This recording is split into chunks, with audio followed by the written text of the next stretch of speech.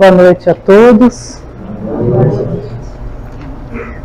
Agora a gente está se sentindo um palestrante de verdade, ó. A pessoa está banada. Botando aqui. Não confiaram muito na gente. Trouxeram garrafinha. É porque a gente morre de sede aqui na frente, esse copinho pequenininho ali, né?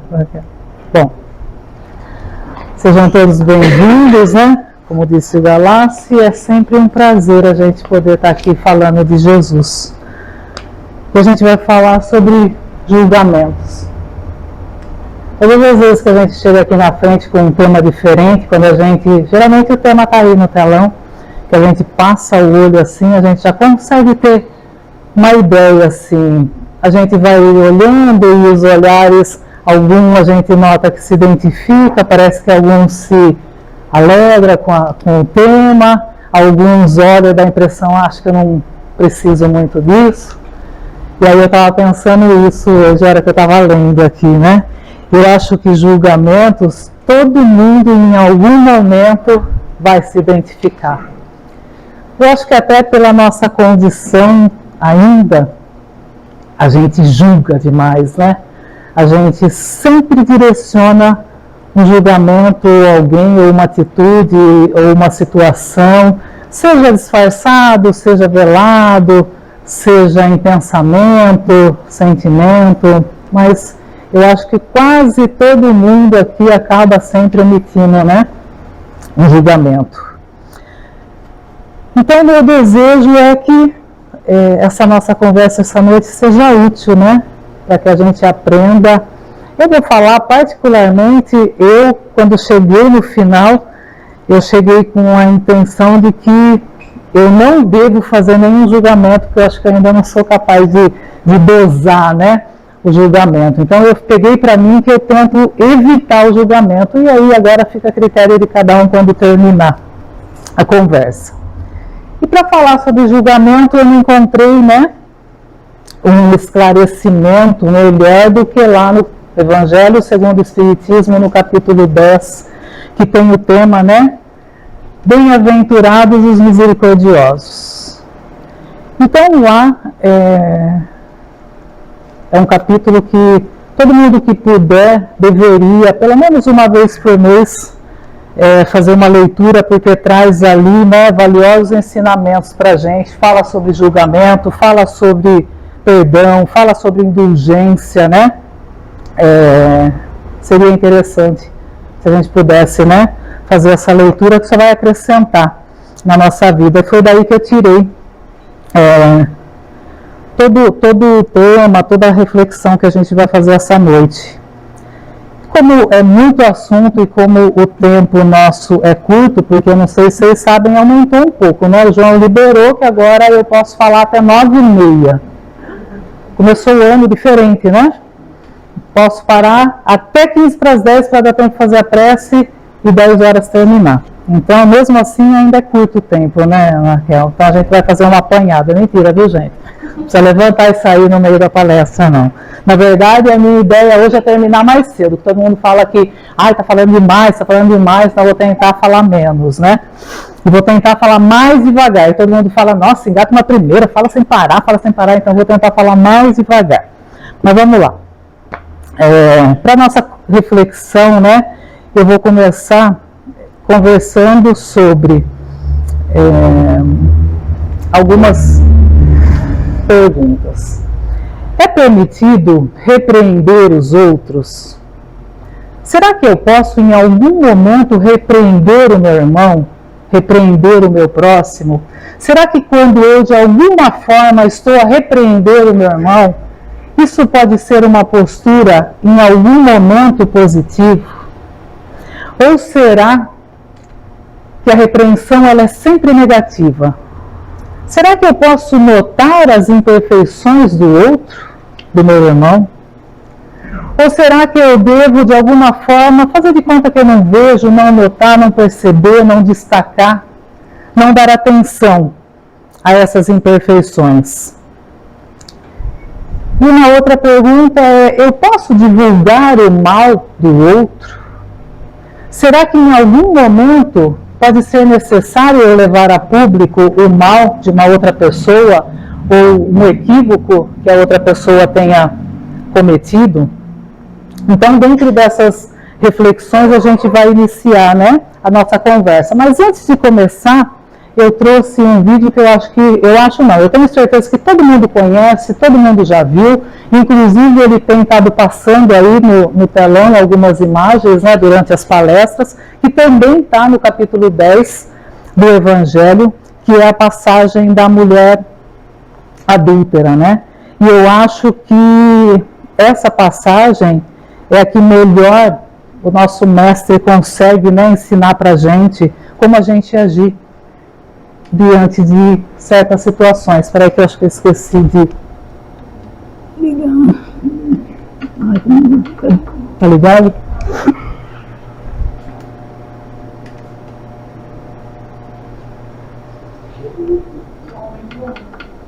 Jesus foi para o Monte das Oliveiras.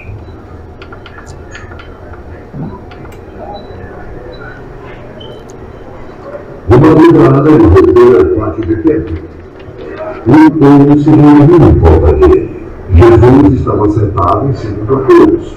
Aí alguns mestres da lei e fariseus levaram a Jesus uma mulher que tinha sido apanhada no adultério, obrigando a ficar de pé no meio de todos.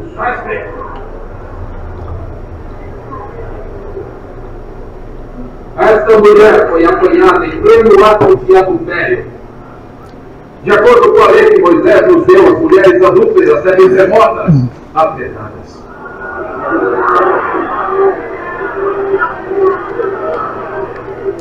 O que o Senhor diz? Fizeram essa pergunta para conseguir uma prova contra Jesus. Eles queriam acusá-lo. Mas ele se abaixou e começou a escrever no chão com o dedo.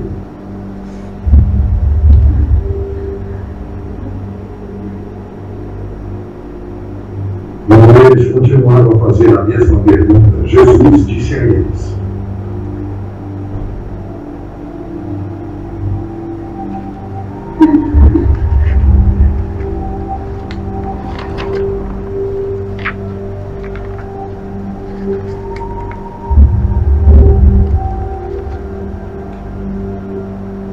Aqueles de vocês que estivessem entendendo, e atirem a pedra. Depois abaixou sua cabeça e continuou a escrever no chão.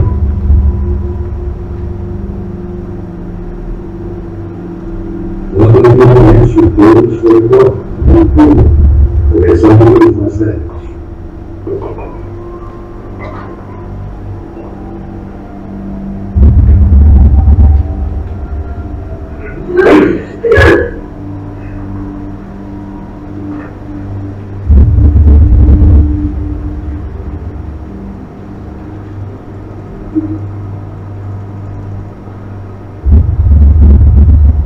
Chegaram só Jesus e a mulher, e ela continuou de pé. Jesus endireitou o corpo e disse: Ouve sinais.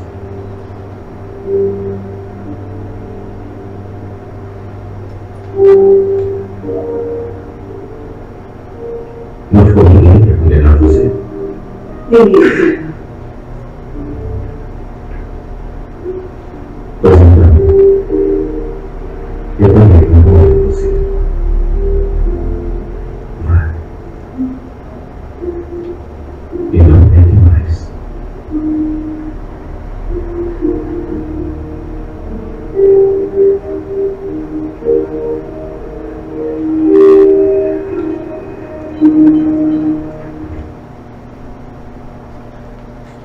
É bom a gente pensar que um dia a gente vai conseguir ter um comportamento desse, né, para com o outro. Mas é através desse vídeo que a gente vai, né, analisar quais posturas adequadas a gente, principalmente a gente que quer tanto ser cristão, deve ter. Então, para começar, vamos entender primeiro o que significa essa palavra julgar, né, criticar. Porque quando a gente está aqui falando, né, em repreender o outro, falando em notar as imperfeições do outro, em divulgar o mal do outro, a gente está trabalhando com atitudes de julgamento, né, de críticas. Então, vamos ver o que significa essa palavra julgar. Porque a gente encontra também na orientação no Evangelho que diz que a gente não deve julgar para não ser julgado, né? E o que significa essa palavra julgar? Ela vem do latim, que significa judicar. E essa palavra, ela tem um duplo significado. E a partir desse significado, a gente já começa a entender, né, como que a gente vai trabalhar essa ação. Então, julgar tem o sentido de tomar uma decisão, né, de deliberar na qualidade de juiz ou de árbitro, de decidir, de sentenciar. E quando eu decido, eu estou sentenciando alguma coisa. Eu estou analisando, condenando, né? Avaliando aquela conduta, aquele ato, se é certo, se é errado. Então eu estou sentenciando. E quando eu estou sentenciando, eu estou julgando aquele ato. E existe também o segundo significado, que não é sentenciar, mas sim formar conceito, né? Emitir um parecer, formar opinião, avaliar, ajuizar. E aí eu pergunto, tem diferença? Tem. Quando eu estou analisando, quando eu estou examinando, ajuizando, eu não estou condenando ninguém. Eu não estou emitindo ali uma sentença, né, definitiva. Eu estou observando, eu estou analisando um ato, uma postura, né, uma conduta. E a gente vai perceber que existe uma grande diferença entre o julgar no sentido de analisar, de observar, e o julgar no sentido de sentenciar, de condenar. E aí eu pergunto, por que tem tanta diferença isso?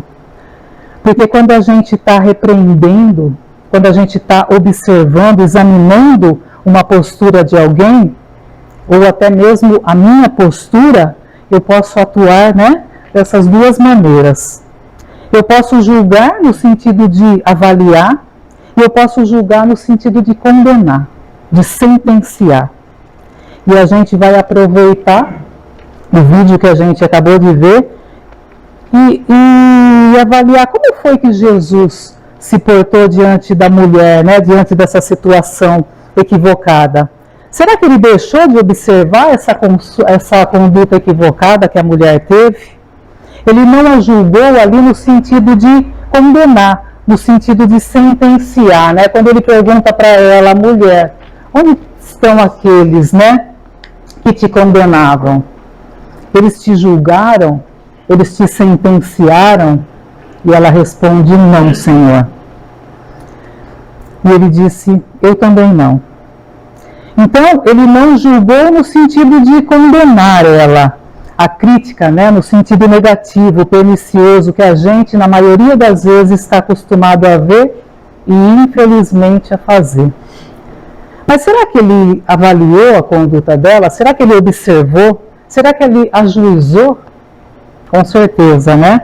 Quando ele se levantou ali do chão, quando fraternalmente ele se depara na frente dela, que ele olha nos olhos dela, né, no sentido de amparar, no sentido de dizer para ela, eu estou aqui, você não está sozinha. E que ele se vira e fala, vá e não peques mais. Quer dizer que ele analisou a conduta dela, mostrando para ela que em nenhum momento ele deixou de verificar, né, o seu erro.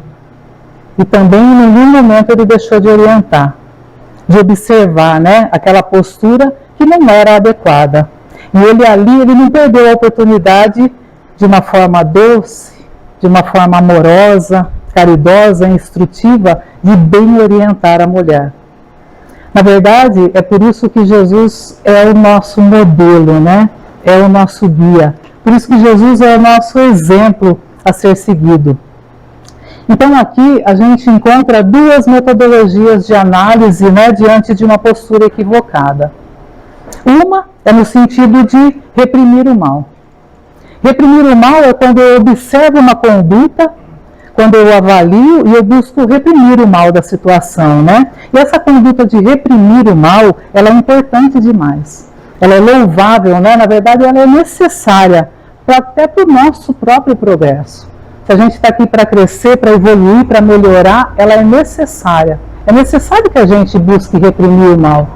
Que aquele espaço que ainda a gente deixa ser ocupado pelo mal, que ele seja preenchido todo de amor, Para isso a gente precisa o tempo todo estar buscando, né, reprimir o mal. Vamos imaginar se a nossa justiça humana, né, não identificasse determinadas condutas equivocadas do homem e não estabelecesse aí leis, né? A gente tem aí o Código Penal que diz que algumas coisas a gente pode, outras coisas a gente não pode, e nesse Código Penal diz que não devemos matar, por exemplo. Se a gente matar, a gente vai ser preso, vai ser submetido a uma pena de tantos anos, né? E aí quando as leis humanas estabelecem essas sanções em função de determinadas leis que são desrespeitadas, né? Eles estão fazendo o que ali? Eles estão podando, né? Eles estão realmente reprimindo o mal. Agora imagina se a gente não tivesse leis. A gente ainda que está nesse estado imperfeito, né? Com certeza seria a primitividade total da humanidade, porque a gente ainda não tem limites, né? A gente precisa. Então as leis, elas fazem isso, elas observam, elas identificam uma conduta equivocada, mas sempre com o objetivo de reprimir o mal, de buscar justiça, né? Isso é importante, isso é louvável, e a gente também deve agir assim, mas com moderação, né? E aí é nesse mais que a gente começa a errar. É essa hora que a gente não consegue encontrar esse equilíbrio que Jesus já tem, de reprimir o mal, de analisar, de julgar a atitude errada e não a criatura como errada, né? A gente ainda não consegue encontrar esse equilíbrio. E é aí que a gente começa a meter os pés pelas mãos, né? Veja que Jesus, neste momento, ele reprimiu o mal com moderação, né? De forma louvável, de forma caridosa, de forma amorosa, que é exatamente o que a gente ainda não consegue. Então, num primeiro momento, é importante a gente colocar isso, porque em várias situações da nossa vida, não em todas as situações, mas existem situações e situações, e em alguns momentos a gente vai ser chamado, né, a reprimir o mal, né?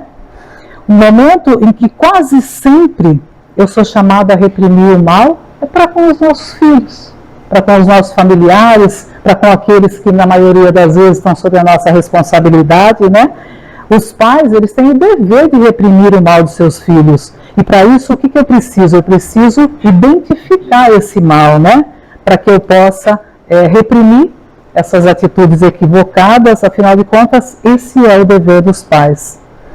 Então, naquele momento, eu preciso observar a atitude para que eu consiga identificar o mal, pois assim eu vou estar contribuindo, né, com aquela pessoa que eu amo, para que ela não volte a errar e para que ela se torne uma pessoa melhor. Então, em determinadas situações da nossa vida, será sim importante a gente identificar, né, atitudes equivocadas para que a gente busque reprimi-las, sempre com moderação. Nós também temos que agir de uma outra forma, a gente também pode, né, agir de uma outra forma. A gente pode identificar o mal das criaturas, mas com o objetivo, às vezes, de desacreditá-las, né? Com o objetivo de criticar, de censurar, no sentido de usar de maledicência, às vezes, né? De apequenar outra pessoa diante da sociedade, né? Diante do mundo, diante das pessoas que ela convive. Então a gente vai percebendo que essa outra postura é uma postura completamente, né, contrária a essa que a gente tem, que a gente acabou de ver que Jesus nos mostra, né, que é uma postura sem caridade, sem amor, né, é uma postura que vai contra ao que Jesus, o nosso mestre, nos ensinou agora no vídeo. E é normalmente, infelizmente, a postura que a gente tem. A gente ainda traz dentro de nós essa postura de sentenciar, de condenar, né? Não no sentido de observar e de analisar. Infelizmente, a gente ainda traz esse olhar punitivo para com o próximo. E uma outra observação importante que a gente tem que trazer aqui do vídeo é o momento em que perguntam para Jesus o que ele diria, considerando que a lei de Moisés mandava apedrejar a pessoa que tivesse tal atitude como a da mulher adúltera. E nesse momento, o que Jesus faz? Ele se mantém em silêncio, né? Se abaixa, fica ali, escreve ali no chão. E o que ele está fazendo nesse momento, né? Ele está entrando em reflexão. Ele está pensando, ele está refletindo, né? Ele refletiu em relação àquela conduta equivocada que ele chegou ao conhecimento. Antes de dizer para quem não tivesse pecado atirar a primeira pedra, ele se cala, ele silencia, ele reflete, ele pondera. Eu me arrisco a dizer que é o momento que ele se abre, que ele entra dentro dele, é o momento que ele se abre para receber uma orientação que vem do alto. A gente faz isso. Quando chega uma situação, esse é o nosso comportamento, de se voltar para dentro da gente, de refletir, de ponderar. Quando algo nos chega, qual é normalmente a nossa postura? Infelizmente, na maioria das vezes a gente é logo levado pela emoção, no ímpeto a gente já vai emitindo ali as nossas opiniões, as nossas posições, né? As nossas ideias, a gente já vai criticando, a gente já vai sentenciando, a gente já vai condenando o outro. Será que a gente não tem esse hábito, né, e o costume de refletir, de fazer, como diz aqui, o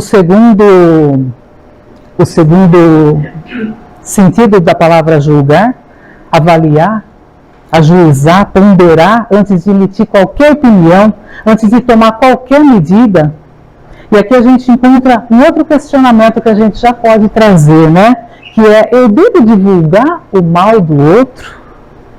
Isso é sério, isso é importante, né? E a gente já viu que talvez eu tenha que chegar nessa condição. O Evangelho nos diz que em determinada situação é necessário sim.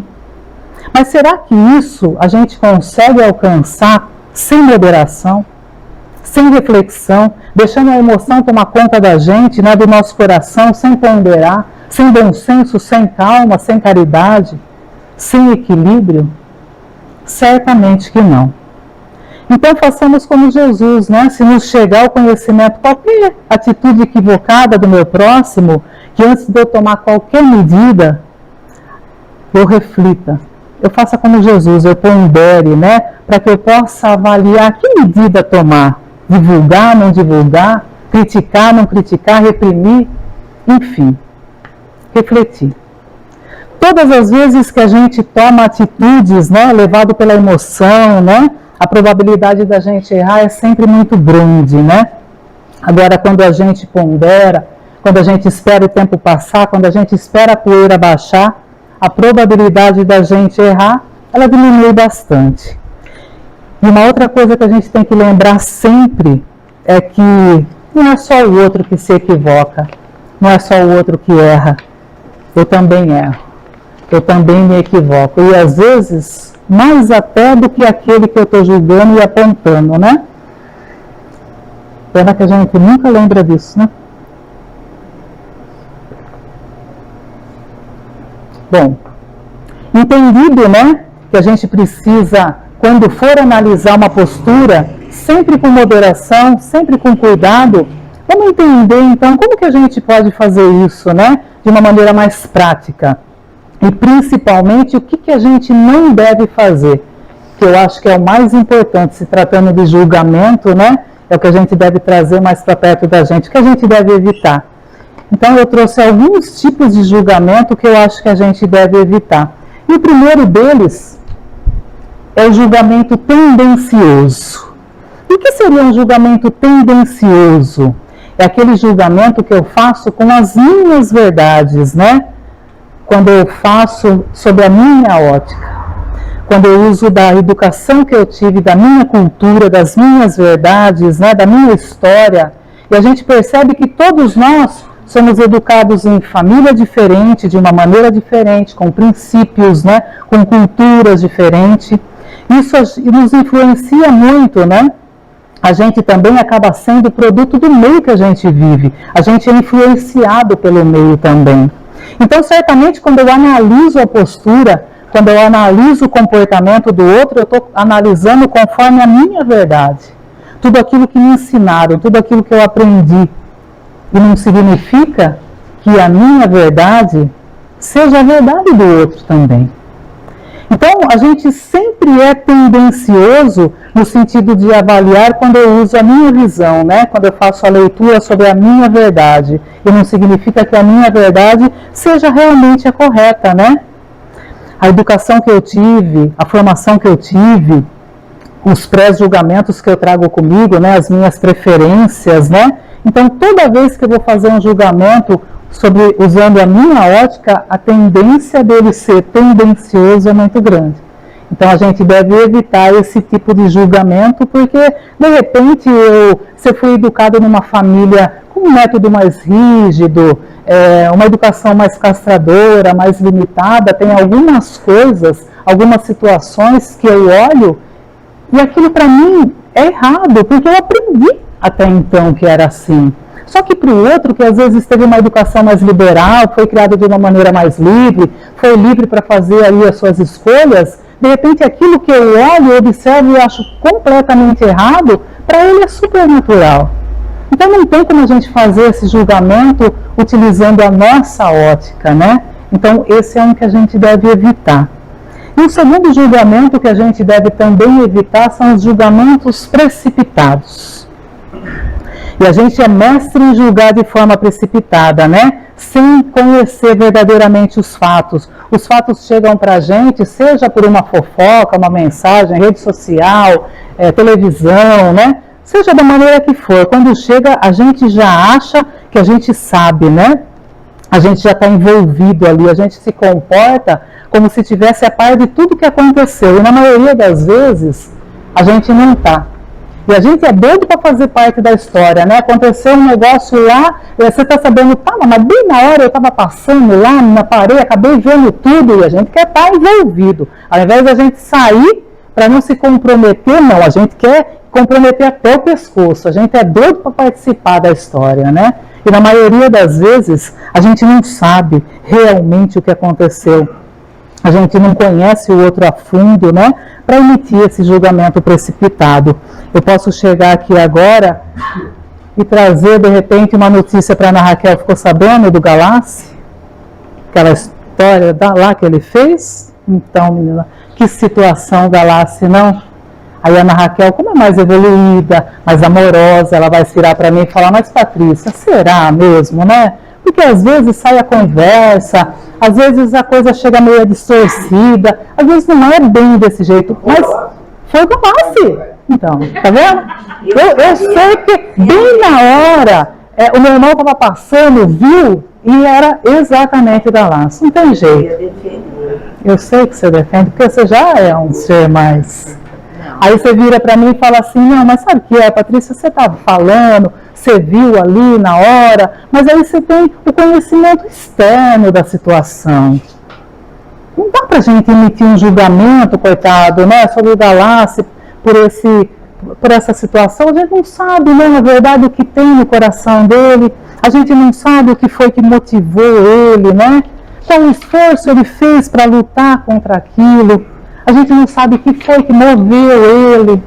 E aí, ela vai tentando, né, ajudar, né? E ela vai falando, então, não dá pra gente julgar o Galassi, a gente não sabe o que ele pensou na hora, né? Que situação estava se passando ali internamente, suas emoções, seus traumas, né? E aí eu já entro e falo, eu conheço o coração do Galassi, ele me conta tudo, né, Galassi? A gente é assim, confidente.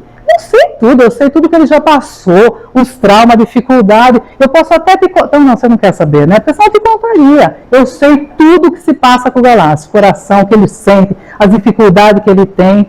E aí a Ana Raquel tenta ponderar e fala, então, é assim, você conhece externa, a situação interna, você conhece o coração dele, você sabe como ele é. Mas aí eu pergunto para você, e a história reencarnatória dele, você conhece?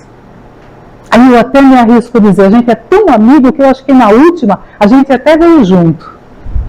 Mas mais para trás, assim, eu não sei. Não tem como a gente saber, né? A gente não sabe das lutas que o outro enfrenta. A gente não sabe das dificuldades. Com certeza, as dificuldades nossas do Galassi de hoje provavelmente foram também as de ontem. E a gente está aqui. está aqui nessa caminhada tentando vencer, tentando superar nessas dificuldades. E sendo assim, eu não tenho conhecimento exato do que se passa com ele, né? O quanto difícil para ele está sendo vencer essa dificuldade, né? Da mesma maneira que acontece comigo, da mesma maneira que acontece com a Ana Raquel. Quantas e quantas reencarnações a gente já não errou em determinado aspecto? E a gente está aqui hoje tentando mudar, só que a gente tem um passado de erro lá atrás, né? E para que eu possa me depurar, para que eu possa melhorar, não é tão rápido assim. E mais ainda, né? A gente traz as nossas tendências, né? E elas são fortes, elas exercem, né, um poder sobre a gente. Não tem como eu falar. E aí o que acontece? Às vezes eu fico ali tempo lutando com todas essas dificuldades, só que às vezes eu acabo escorregando e eu acabo caindo. E aí o outro vem e vê a falha. Mas ele não sabe quanto eu já venci, quanto eu já consegui superar essa dificuldade. Ele viu só o momento da falha, né? Só que ele não sabe o que se passa no meu coração, no do Galácio e de ninguém. Todo o esforço que a gente tem feito para não errar, né? Então, só quem tem o conhecimento completo da gente é Deus. É só Ele que pode julgar sem erro. E Ele não faz.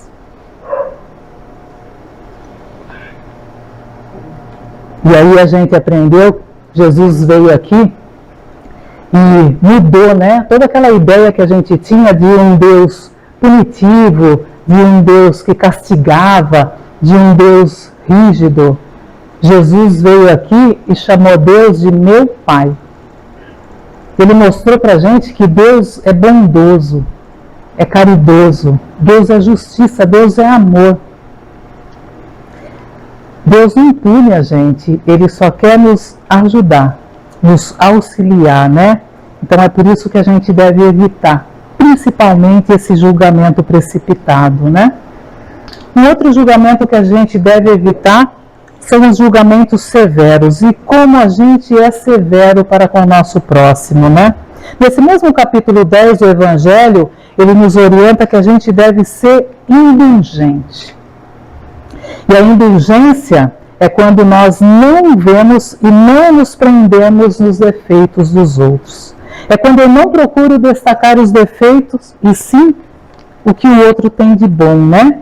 A gente está todo mundo aqui mais ou menos no mesmo nível. Somos todos imperfeitos, mas todos nós temos qualidades. E a indulgência nos diz: não te prende nos erros, te prende nas virtudes. E se eventualmente tu precisas ver os erros, faz com caridade e moderação, como diz e como fez Jesus. E que é uma receita de como ser indulgente para com o seu próximo, eu vou te falar, eu vou passar como eu aprendi. A gente aprende a ser indulgente, principalmente, primeiro com aqueles que a gente ama, né? A gente sempre é indulgente para com aquele que a gente gosta, para com o filho, para quem é querido ao nosso coração. A gente só precisa aprender a espalhar, né? Esse amor, não só para esse grupo pequeno de pessoas. Quando alguém chega para mim e fala assim: poxa, Patrícia, fui lá na loja, cheguei lá, o Gabriel estava lá, pediu um favor. Nossa, ele foi tão grosseiro comigo, tão seco comigo. Na mesma hora, eu já entro com a indulgência. Eu falo: não acredito. Poxa, eu vou conversar com ele. Olha, até me admira você falar um negócio desse, porque a maioria das vezes ele realmente é reservado, assim, mas pensa no menino bom. Ele é educado, ele é carinhoso, um filho amoroso, ele é estudioso, ele é bem-humorado em casa, ele é prestativo, e aí eu vou exaltando o que ele tem de bom, porque eu tenho amor. Então é assim que a gente começa a praticar, né, a indulgência. E quando a gente consegue espalhar isso para todos, a gente olha para o outro, não é que a gente não vê o erro, a gente vê o erro. Mas a gente busca sobressaltar o que ele tem de bom, né? Não é que a gente não enxerga o comportamento equivocado, né?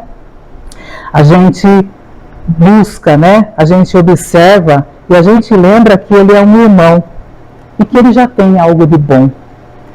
Então, um exercício para a gente ser indulgente é isso, é espalhando, né? para todos, além desse grupo, né, que a gente traz mais próximo do nosso coração. Quando a gente passa a ser indulgente com as pessoas, a gente deixa de fazer esses julgamentos severos, né? Outro julgamento que a gente deve evitar é o julgamento insensível, né? O julgamento insensível é quando a gente é o contrário, né, de ser indulgente, é quando a gente só enxerga o lado negativo da pessoa, quando a gente sempre pensa, sempre vê o lado ruim, quando a pessoa tem uma atividade, um comportamento equivocado e devido àquele comportamento a gente sempre pensa o pior. Ah, o Fernando, você viu que o Fernando, eu não acredito, de novo errou, nossa, mas não tem jeito mesmo, né? A gente fala, a gente auxilia, não ali. Mas deu uma brechinha, tá lá o Fernando errando de novo. Tem gente que não tem acordo, do jeito que veio, vai voltar. E aí a gente é severo. A gente não acredita que o outro pode mudar. E o outro pode mudar. Não é porque ele teve um comportamento equivocado que ele é aquilo ali. Então a gente deve evitar, né, esse comportamento, esse julgamento insensível. A gente está aqui com que finalidade, né? Não é evoluir, não é melhorar. Eu falei aqui na última palestra que eu tive sobre as leis de Deus, né? E a lei do progresso, ela não é uma lei natural, ela não é uma lei de Deus. Então a única verdade que a gente tem na vida é que a gente vai se tornar espíritos perfeitos e felizes. Agora, eu serei um espírito perfeito, não é que eu posso mudar, eu vou mudar. E será que se eu tiver para com o outro, né, uma postura como a que Jesus teve para com a mulher adúltera, de caridade, de amor, né, de ponderação, eu não vou estar ajudando aquela criatura que errou a talvez mudar a sua postura mais rapidamente? Porque ela vai mudar, a gente já sabe disso, né? No seu tempo, na sua velocidade. A gente só não sabe se vai ser nessa encarnação, se vai ser na próxima, depois de duas, né? A gente não tem o tempo, mas a gente sabe que sim. E se a gente corrigir a nossa postura, a gente vai conseguir ajudar nessa transformação, né? Porque, na verdade, eu tenho certeza que o meu dever aqui não é só trabalhar a minha melhora, com certeza é auxiliar na evolução do próximo também, né? Na depuração. A gente, com certeza, está aqui para ajudar o próximo, né? Com certeza o nosso compromisso é com a gente e também com o nosso próximo. Então, essa é a postura diante dos julgamentos, né?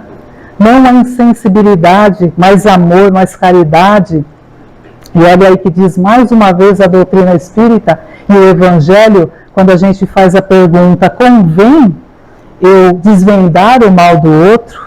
A gente já sabe que em algumas situações a gente vai precisar sim, né, olhar para as imperfeições do outro com caridade, sempre no sentido ali de avaliar, de auxiliar, nunca de condenar. Agora, se eu identifico, eu devo revelar ao público ou eu devo guardar? Como eu devo agir? E olha o que o Evangelho nos diz sobre isso. Ele diz para a gente usar a caridade bem compreendida. Se as imperfeições de uma pessoa só a ela prejudicam, nenhuma utilidade haverá nunca em divulgar. Como a gente fala na escolinha, zip na boca. Não vai acrescentar em nada. Quer dizer que se as imperfeições de uma pessoa só a ela prejudicam, não há utilidade nenhuma em revelar a ninguém. Então assim a gente deve se calar. Agora, se porém podem acarretar prejuízo a terceiros, deve-se atender de preferência ao interesse do maior número, segundo as circunstâncias. Desmascarar a hipocrisia e a mentira pode constituir um dever, pois mais vale caia um nome do que se virem muitos a serem suas vítimas. Então, em tal caso, deve-se pesar a soma das vantagens e dos inconvenientes, já dizia São Luís, né? A gente deve pesar, quer dizer que a gente tem que escrever muito na areia, quer dizer que a gente tem que refletir muito, ponderar antes de levar adiante, né? É possível que seja assim necessário quando outras pessoas estiverem sendo prejudicadas. E aí a gente tem que pensar no mal menor. E assim, talvez seja assim um dever trazer isso ao conhecimento, as imperfeições de alguém. Contudo, se aquilo só traz prejuízo a ela, vamos calar.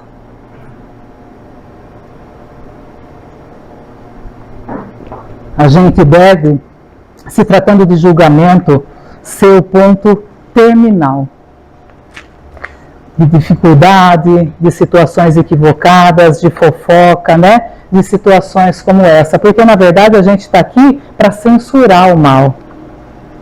E não as criaturas, né? Mas, infelizmente, a gente ainda não consegue fazer isso. A gente tem que censurar o mal. Se a gente trouxer isso para a nossa vida, né? Que a gente tem que ser o ponto terminal das fofocas, das situações equivocadas, fica mais fácil. A gente tem que pensar que para a gente fazer ou agir ou ter qualquer avaliação sobre o outro, a gente precisa ter autoridade moral. A palavra autoridade moral tem um peso tão grande que parece que quando a gente fala autoridade moral, todo o salão fica vazio assim, né? Não sobra ninguém. Porque quem somos nós, né? Que autoridade eu tenho? Quem sou eu para fazer um julgamento sobre o outro? Mesmo para fazer um determinado julgamento, eu preciso ter autoridade moral. E o que significa autoridade moral? Que aquilo que eu condeno eu não faço. E aí eu sempre penso, se eu já não faço mais, talvez eu já tenha feito tanto que eu tenha aprendido. Ou talvez eu ainda vá ter que fazer para aprender. Então eu acho que a gente não tem essa autoridade moral, né? A gente deve, na verdade, se modificar, trabalhar os nossos erros, né? E não divulgar os erros do próximo.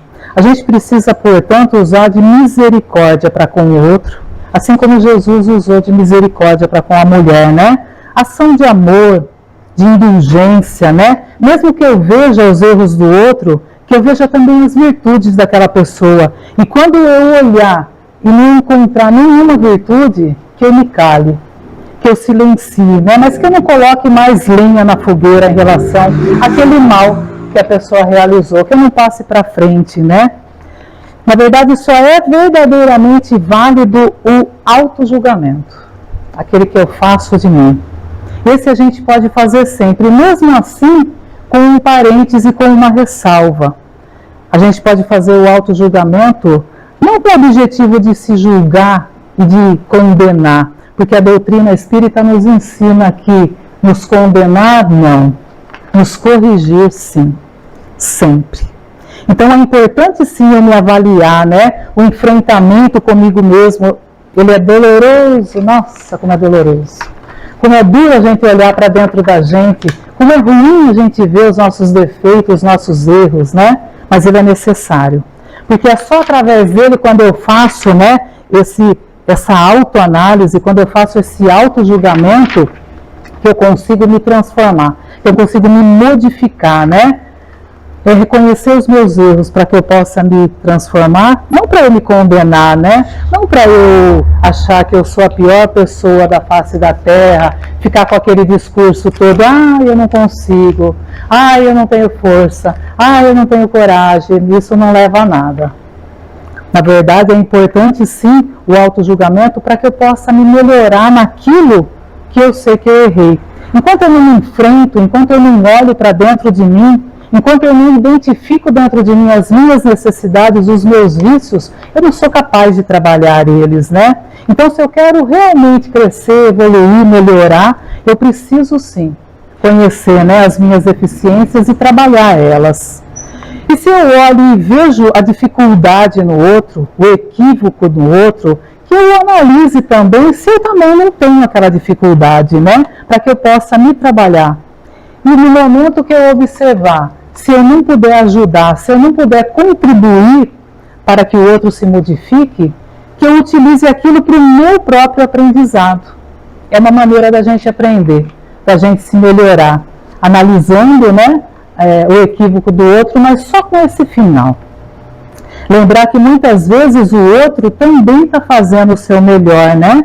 E se a gente que está aqui, que já tem conhecimento da doutrina, que já conhece Jesus, que eu acredito que todo mundo está aqui com o mesmo objetivo de melhorar, mesmo assim a gente não consegue caminhar sem errar, como que a gente vai cobrar isso do próximo, né? Não tem como a gente cobrar. Porque, na verdade, a mudança ela é lenta, ela é gradual, conosco e com o outro também, né? Que também está caminhando. Então, a gente não pode exigir de ninguém a perfeição, nem mesmo da gente, né? Quando eu vejo que o outro está se esforçando, quando eu vejo que o outro está fazendo o seu melhor, fica mais fácil eu não emitir nenhum julgamento para sobre ele, né? Fica mais fácil eu entender que ele erra assim como eu, que ele está tentando assim como eu também. Então, quando a gente estiver diante de alguma situação que a gente não souber como agir, que a gente estiver meio perdido ali, que a gente faça como aquela musiquinha que as crianças cantam aí, né? O que Jesus faria se estivesse em meu lugar? Na verdade, não tem falha. Nessa hora não tem erro, né? A gente sempre vai saber a resposta. E se a minha postura estiver naquela mesma direção que a do mestre, pode seguir sem problema.